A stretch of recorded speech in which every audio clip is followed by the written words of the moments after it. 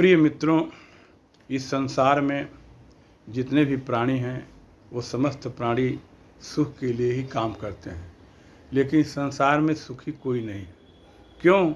क्योंकि हमारी इच्छाएं सीमित नहीं हैं, हमारी आवश्यकताएं जो है सीमित नहीं है। हम एक कमी के बाद दूसरी कमी, दूसरी के बाद तीसरी, इस प्रकार से जो है कोई न कोई कमी रहती ही है और उसको दूर करना चाहते हैं। इस प्रकार से जो है वो व्यक्ति जो है कभी भी खुशहाल नहीं हो पाता है। जैसे कि एक ब्राह्मण थे, ब्राह्मण वैदिक थे, धर्मात्मा थे, धन था, परिवार था, पत्नी थी, लेकिन पुत्र नहीं था। अब पुत्र के लिए दुखित हो गए, बहुत यत्न किए, नहीं पुत्र प्राप्त हुआ। एक धर्मात्मा मिले, उनसे अपना दुख निवेदन किए।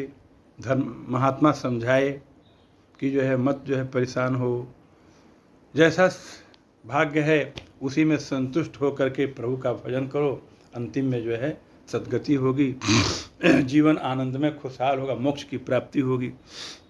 नहीं समझे, हट किए, पुत्र हुआ, फल दिए महात्मा और कहे महात्मा की फल ले जा करके पत्नी को दे देना।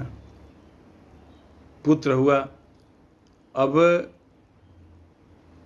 धन धान्य था ही और पुत्र भी हो गया, बड़े खुशहाल हुए, बहुत आनंदित हुए।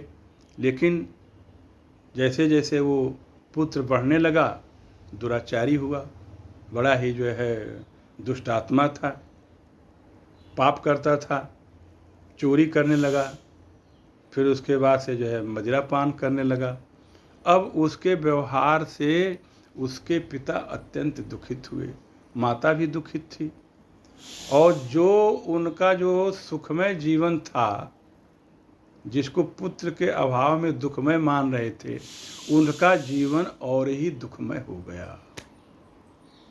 ऐसा दुष्ट दुरात्मा निकला कि उनके हृदय में हमेशा उसके व्यवहार से क्षोभ, दुख बना रहता था, खाना पीना कुछ नहीं अच्छा लगता था।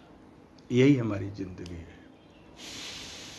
कि हम जहाँ पर हैं वहाँ पर संतुष्ट नहीं रहते हैं। व्यक्ति जिस प्रकार से है, जैसे भी है, सत्कर्म पूर्वक उद्यम करते हुए जितना भी उसको प्राप्ति हो रही है उसमें संतुष्ट होते हुए, और भगवान ही जो है सुख का साधन है, उसी से ही सुख मिलेगा।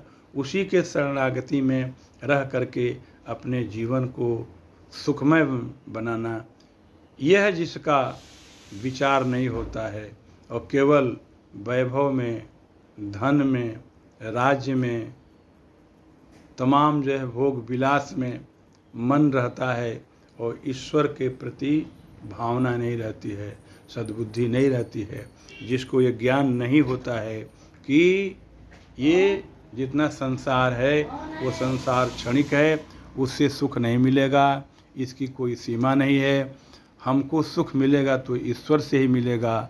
ऐसे विचार जो रखते हैं और इस प्रकार से ईश्वर के शरणागति में रह करके अपने जीवन को जो सफल बनाते हैं, वही खुशहाल रहते हैं, और यही खुशहाल होने का तरीका है।